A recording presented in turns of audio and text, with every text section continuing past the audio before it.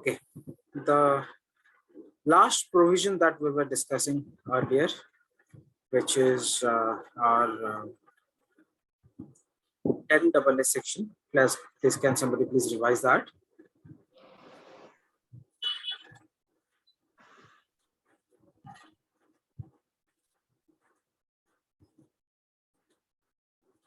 So that is on the SEZs, the economic zone. Yes. Yeah. So then, if in the first 5 years it's 100% accept, and the next 5 years it is 50%. Yes. And the little bit about the export profit. Yeah. So we use the formula turnover of the export unit divided by the total turnover into the profit of the business. And then the amount you get, if it's the first 5 years, it's 100% exempt, or the next 5 years, it's 50% exempt. You subtract it from the profit. Perfect. Thank you.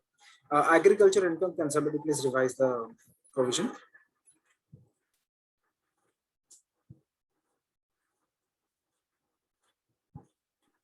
So first, we'll have to take the agricultural income, and then the non-agricultural income. The next, you add these both. Yeah. And then we calculate tax on the slab rates for less than 60 years. Yeah. And the next step is A plus the basic exemption limit. And on this also we calculate the tax rate, and then we subtract the two taxes, and we add 4% cess. Perfect. Anybody who remembers the rubber, coffee, and tea businesses? Rubber, agriculture and business incomes. Coffee only cured, produced and cured was 75-25. Then cured roast that was 60-40, and tea was 60-40. Perfect. Thank you. That is absolutely correct. Can somebody talk about the rebate that we talked about?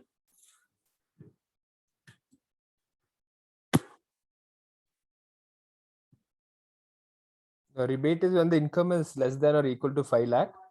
So it is the tax on income or rupees 12,500, whichever is lower.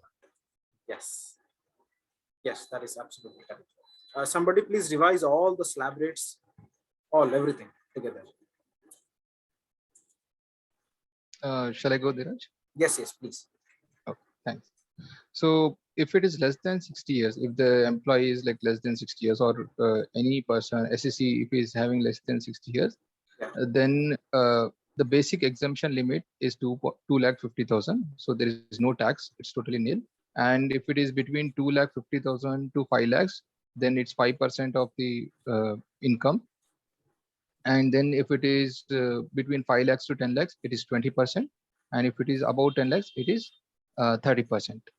And in case of age limit between 60 years and 80 years, it is like 3 lakhs is the basic exemption limit. And between 3 lakhs to 5 lakhs, it is 20%. And above 10 lakhs, it is 30%. Here we are only replacing the basic exemption limit, remaining all it will remain same. Like instead of 2.5 lakhs as the basic limit, we are replacing with the 3 lakhs. And similarly, it is applicable for above 80 years. It is like 5 lakhs is the basic exemption limit. And remaining all, it is like 5 to 10, it is 20%. And about 10 lakhs, it is 30%. Yeah. And in case of alternative or new tax regime, basic limit, irrespective of the age, it is like always less than 60 years or above 60, doesn't matter. Alternative regime is applicable for everyone. It is like basic exemption limit is 2.5 lakhs, no tax. And if it is between 2.5 lakhs to 2,50,000 to 5 lakhs, it is 5%. And if it is between 5 lakhs to 7.5%, 7,50,000, it is 10%. And if it is between 7,50,000 to 10 lakhs, it is 15%. And if it is between 10 lakhs to 12,50,000, it is 20%. Did I miss something? Yeah, 10 lakhs to 12.5. Okay. Then if it is between 12,50,000 to 15 lakhs, it is 25%. And if it is above 15 lakhs, it is 30%. And if surcharge, it is like anyhow it's not there for the syllabus, but still it is tax on the tax. So it's like 5%, 10%, 15%, 25%, 37%. So it is like above till up to like 50 lakhs, it is no tax. If it is between 50 lakhs and 1 crore, it is 10%. 10%, right? 10%. Yeah, the first time you said wrongly, this time you Yeah, corrected. 10%. So Yeah, you said 10%. 5, 10, 15, 20, 5, 37. It's actually not 5. Right. There is no 5. It starts with 10 10% only. only. Either way, Correct. we haven't discussed it, so we can ignore it as of now. I'll be covering it if I Okay. get some time. We'll see how it goes. Okay. Sure, sure. Thank No you, sir. worries. No worries. Okay. Last one before, because I don't want to waste a lot of time in revising this today. We have a lot of things to cover. Very quickly, can somebody tell me two provisions together? One is use of an asset and another one is sell of an asset. Please.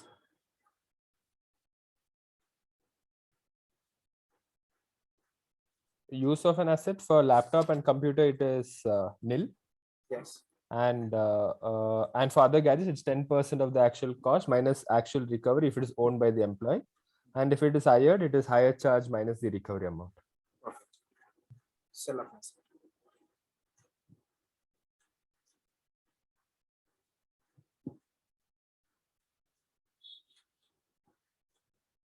And the other one for electronic equipment, it's 50%.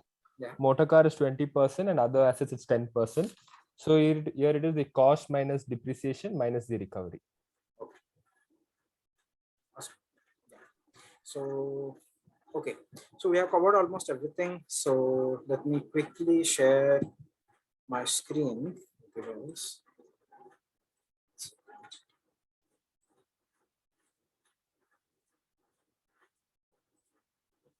Okay. Now we are moving to gratuity very quickly.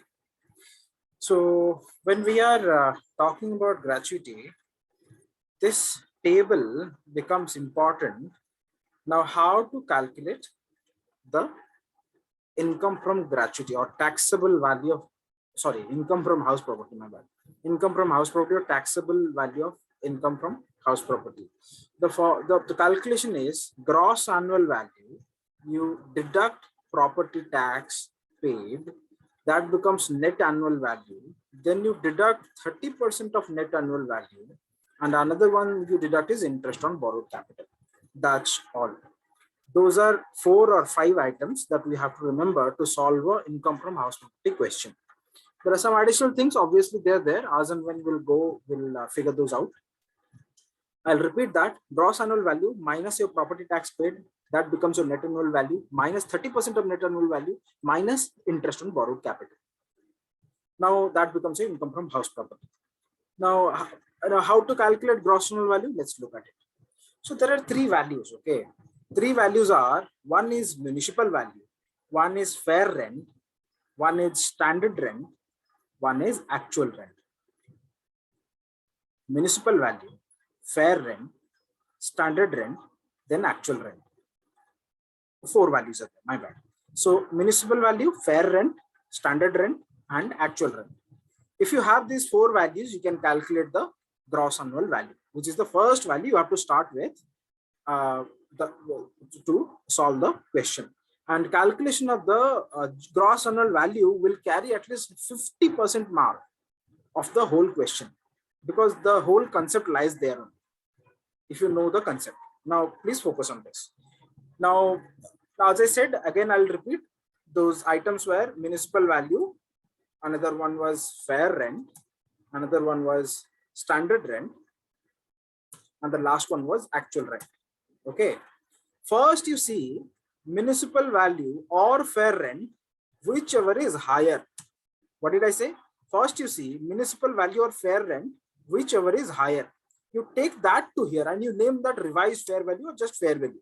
Whatever value you get from this step, no, this step 1, you take this to the next step. That is becoming whichever is higher. So I'm using the shortcut WEH, whichever is higher. The whichever is lower, WEL. Please don't use this in the exam because sir is not so much of a fan of the sockets. He has repeatedly told. So don't use, please. Say it in detail, write fully expand it. So once we do that, first step is to find municipal value and fair rent, whichever is higher. You take that to the next step. This fair rent, which is coming from the step 1, or standard rent, whichever is lower, goes to the next step. Goes to the next step. Again, you call it fair rent, revised fair rent from the second step. Now, fair rent and actual rent, you compare these two, then there is a slight conditional decision here. Okay. Now, let me tell you this. One thing always remember, if the actual rent is more than fair rent, if the actual rent is more than the fair rent, that means you are receiving more than fair. Suppose fair rent, as in the standard wise, the fair rent should have been 100 rupees, but you are receiving 120 rupees. Then you pay tax on 120 only, because you are receiving more. No, obviously you will pay tax on the more value, right? So what I said was, if actual rent is more than fair rent, then the final GAV is what? Actual rent only. Yes. Now the confusion happens when actual rent is less than fair rent. Now I will give you an example. Okay. Suppose I have one house and I charge 10,000 per month. 10,000 per month. So at the standard rent, sorry, the fair rent in these steps, whatever I have calculated in the similar way, it came to, for example, it came to 75,000. It came to, give me 1 second. It came to 75,000. Yes, it came to 75,000. Now, this is fair rent I'm talking about in the step 3. Fair rent in the step 3.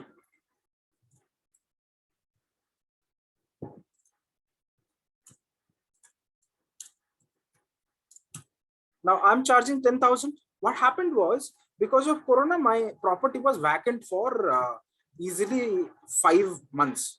It was vacant for 5 months. Then in this year, how much of rent have I received? 50,000. 70, right? Oh. You did other way around. It's okay. So a rent received is 70,000.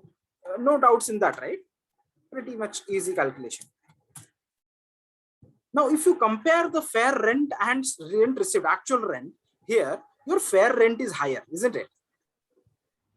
Meaning thereby, income tax department sees that standard wise you should have received 75,000, but you have actually received 70,000. Now, income tax department will say, you know what? I'll charge you 75,000 only because my standard is 75,000. What will you say? Will you go for 75,000? And forget about income tax concepts, provisions. Just logically, if you think about it, will you go for 75,000? No. No, because the reason for this less amount of rent is because of what? Because your flat was vacant, isn't it? Now let me ask you one question. Had this vacancy not been there, my question is, had this vacancy not been there, how much would have been your actual rent? It's 1,20,000. 1,20,000, absolutely correct. Now my question is to you this.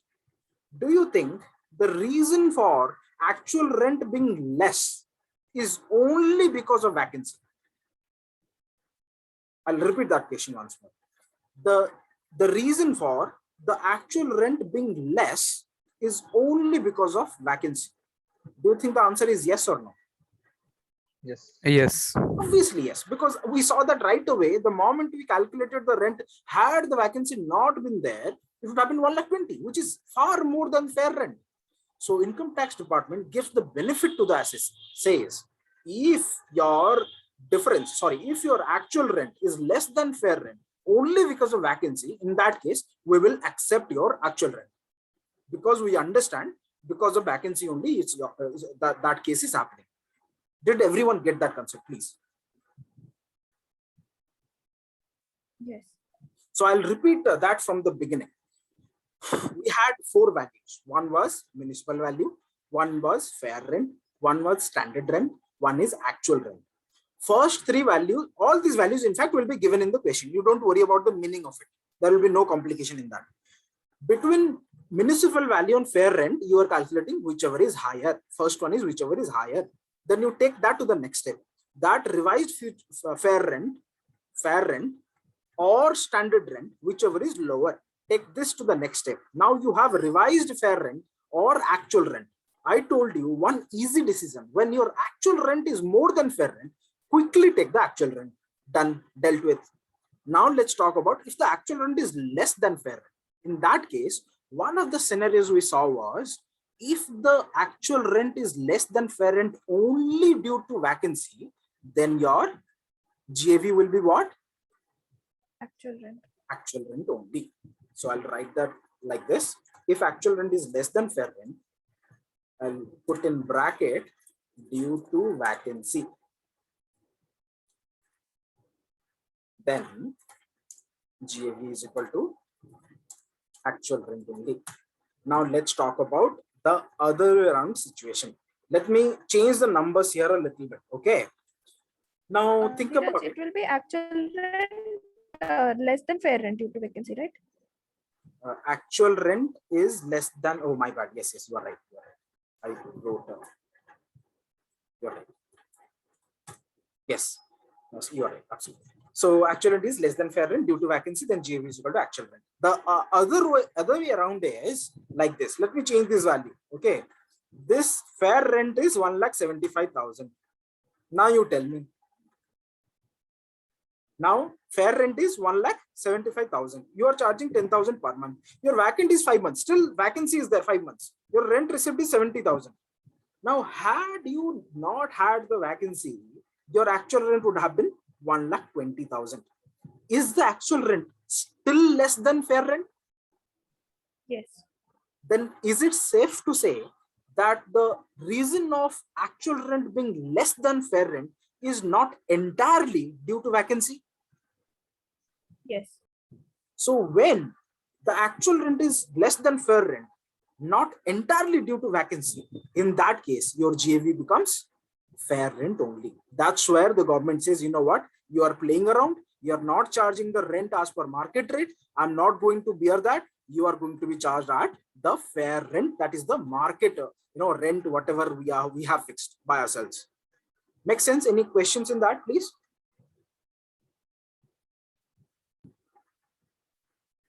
Okay.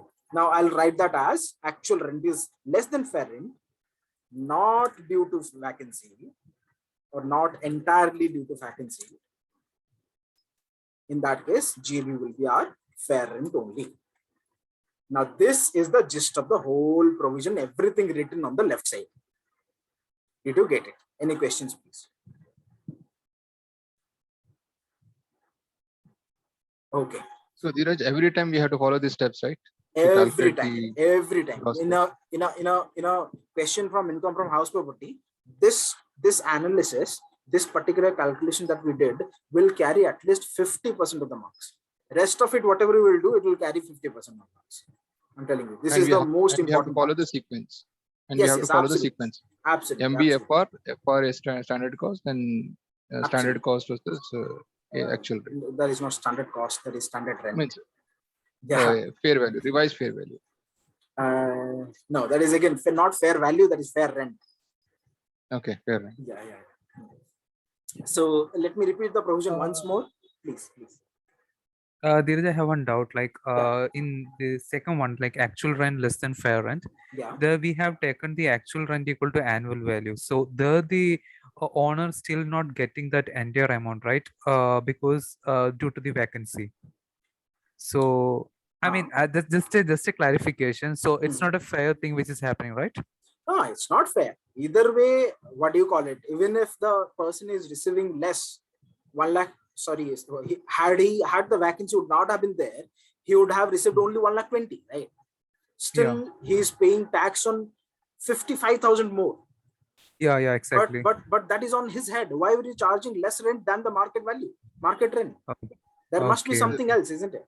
If somebody charges less rent, there must be something else. Mhm. Might be a relative, might be something else, might be some Mhm. other reason. Mhm. So Mhm. I can government give has one a reason.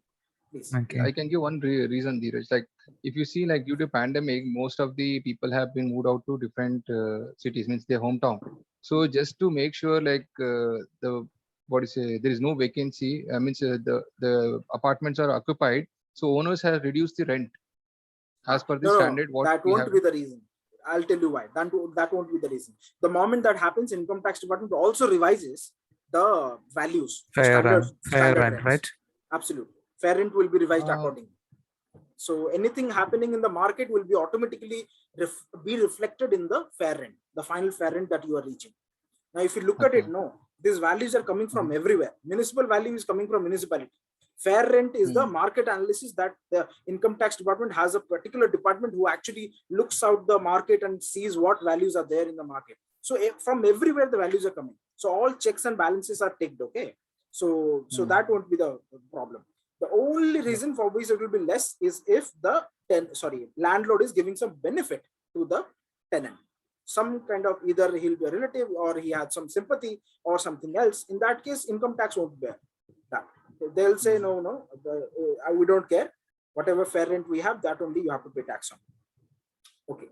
Any other?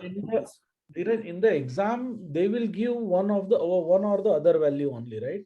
They may All say the that values, all the values may be given. they may be given, but in general, they will say fair rate is this much, actual rent is this much, and this is how it is, and then we'll have to calculate. So we'll have- Yes, they can hide out some value.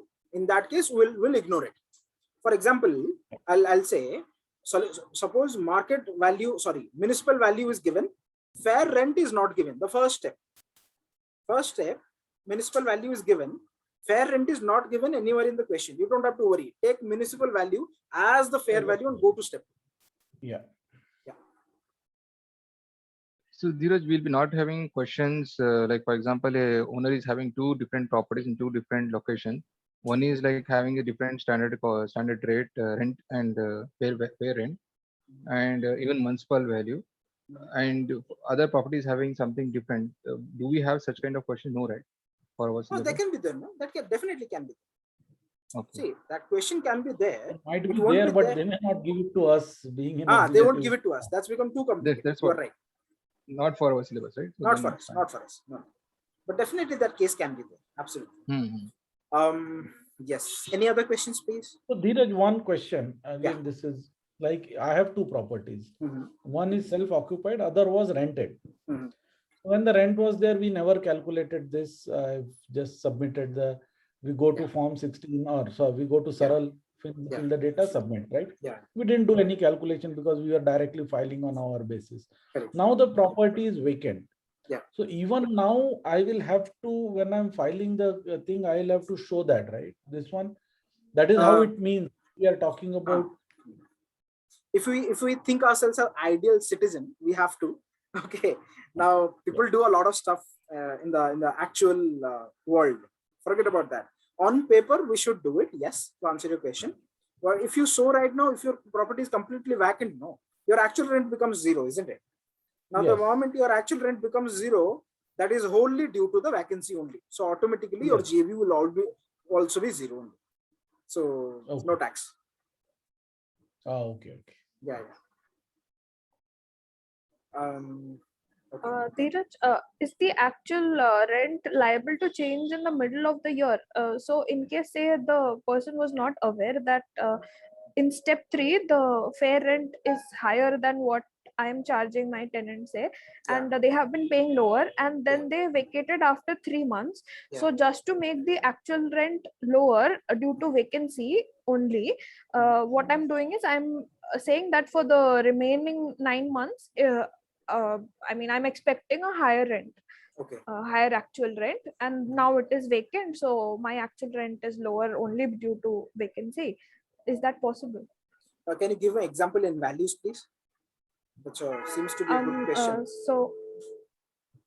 So say, like in your example, fair rent is say 1,50,000. Okay. and my actual rent for each of those 3 months is say 10,000 only. Okay. Okay, so now my actual rent is for the whole year will not be greater than fair rent, right? So the government will demand that I pay tax on 1,50,000 only. Yes, that is correct. Right, but what I'm doing is my tenant vacated after 3 months, so now I have collected only 30,000, but I'm saying that for the 9 months I am making the rent as say 20,000 per month. So 20,000 just to show that, just to show that my actual rent is lower only because of vacancy, not because I am charging less to the tenant. Ramesa, think about it. Okay, now you are telling that you are receiving 2,10,000 rent in the whole year, right? Where you have received only 30,000. Is that correct? Yes. I understood correctly? Correct. Is that correct? Well, if I plan to charge say 20,000 per month, yeah. You're right. So when you have received actually 30,000, you are showing 2,10,000. You're right in that case. Your gross annual value will be your actual rent, that is 2,10,000. But imagine how much of tax you will pay unnecessary. Right? But I will be only okay. No, what Anvesha was trying to ask here, the thing is, like, let's assume like it's 30,000, right, for 3 months, and 1,50,000 is the fair rent. Yeah. So government is going to tax on 1,50,000 instead of 30,000 because it's not like government's fault. It is because tenant has like not tenant, the owner has given for the less amount. Correct. Based on the standard rent. Correct. So what she is trying to say, just to make the saving instead of like getting like chargeable for 1,50,000, is there any adjustment I can do it so that it comes close to 1,50,000, but not 1,50,000. It can be 1,40,000 or 1,45,000. And I got that. I got that. No, I got that. Now I was coming there only. Number one thing that I wanted to tell was, when you are receiving 30,000, you are actually being taxed for 2,10,000. That is too much. Okay. But to find a loophole. But it was then vacant for 9 months, right? Say I quoted the rent to be 20,000 per month, which is why no tenant came to stay here. But I'm showing that my rent is higher, right? I mean, my actual rent is higher than fair rent. No, but will you show actual rent as 2,10,000 or 30,000? That's my question. Okay. So I don't know what the actual rent, as in what actual rent you have received, right? If the property is still vacant, it will still be 30,000. That won't change. Okay, so I should have thought about this rent quoting in the start of the year itself. Yes, sir. You're saying. This generally case arises when you have a very old tenants, right? Yeah. Suppose I have 10 years old tenant and they are still continuing. That time the rents were very low. Yeah. And whatever be the case, our rent they have not increased the rent at the level where the market value has gone up. So in those cases only we'll find it that we are not meeting those requirements. Very true. Yeah, very true. Okay. Any other questions, please? So Dheeraj, sorry, just one more follow-up question. So say I have such an old tenant and they left after staying 3 months for this financial year, and then I increased my actual rent to 20,000 per month, and then I got tenants to stay for just 1 month and they left. Okay, so out of 9 months, they stayed only for 1 month, right? That's what you're saying? Yes. Then yes. And the property remained vacant for rest of the 8 months. Yes. Correct. Okay. Now your actual rent is how much? Can you tell? 30,000 plus 20,000, so 50. 50,000. Yes. So 50,000 here. Now had the what do you call it? Vacancy would not have been there. Had the vacancy would not have been there. In that case, how much your rent would have been? 50,000 plus I have already I'm done with 4 months, right? So 8 into 20,000. So 1,60,000. 16,000. 1,60,000. 1,60 plus 1,60 plus 50, that comes to 2,10,000. So in this case, now your the difference, your actual rent is less only due to vacancy. yes. Only due to vacancy. In that case, your 50,000 will be considered. Why do you think? Why do you think you got the benefit? Because I could rent it for that extra month. Exactly. That's what the government is asking for. If you're renting in actually above the fair rent, then that's awesome. Go for the actual rent. They don't have a problem with it. Okay. So moment we are charging less rent, in that case, this problem arises, or we are being taxed for something that we are not even receiving. Yeah. So this can be a loophole if I have had not a loophole. actual No, rent this is lower not a than... loophole. This is a tax planning. What is the difference between loophole and tax planning? Okay. Yeah. So this is you're tax right, planning you're only. When you know the provision, you can play around with it so that you can make your proper plans so that you can pay less amount of tax. Absolutely. That's the magic of it. Got it. Yeah. Thank you.